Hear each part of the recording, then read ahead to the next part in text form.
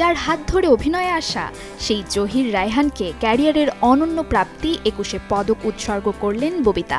সদ্যই প্রকাশ পেয়েছে দেশের দ্বিতীয় সর্বোচ্চ এই সম্মাননা প্রাপ্তদের তালিকা, যেখানে দীর্ঘ অভিনয়ের স্বীকৃতি হিসেবে অগ্রজ অভিনেত্রী ববিতাকে ২১ পদকে ভূষিত করা হয়েছে।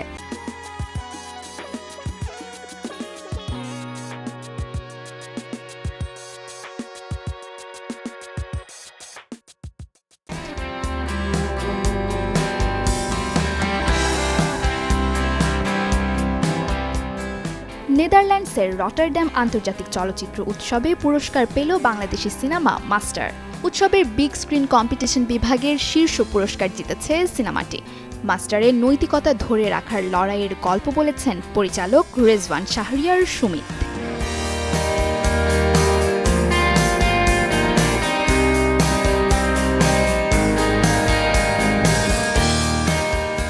এবার ওটিটি প্ল্যাটফর্মেও নতুন রেকর্ড গড়ল অ্যাকশন সিনেমা ধুরন্ধর।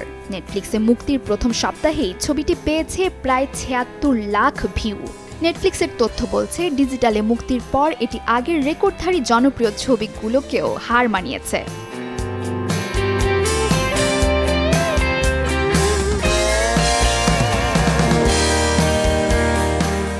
জাপানে মুক্তি পেতে চলেছে বহুল আলোচিত সিনেমা অ্যানিমেল।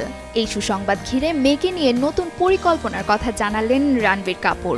দাদু রাজ কাপুরের সাথে ছোটবেলার স্মৃতি থেকেই জাপানের সাথে গভীর সংযোগ রণবীরের, তাই তো নিজের সিনেমা মুক্তির শুভক্ষণে মেয়ে রাহাকে সাথে রাখার পরিকল্পনা তার।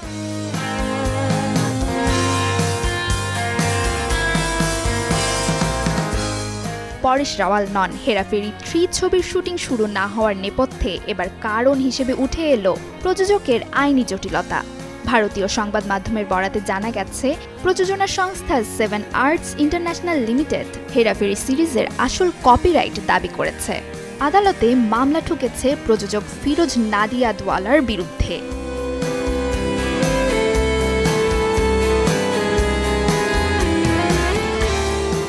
দীর্ঘ গুঞ্জনের পর এবার বাস্তবেই যেন সংসার ভাঙনের সুর উঠল যিশু নীলাঞ্জনা দম্পতির। সম্প্রতি নিজের ইনস্টাগ্রামে একটি আবেগঘন পোস্ট করেন নীলাঞ্জনা, যেখানে দীর্ঘ ২০ বছরের দাম্পত্য জীবনের ইতি টানার আভাস দেন তিনি।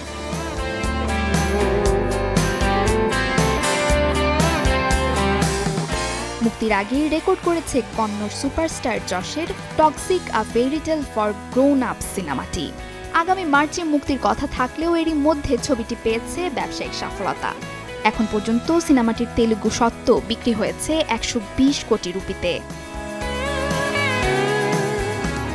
Desk report, channel 24।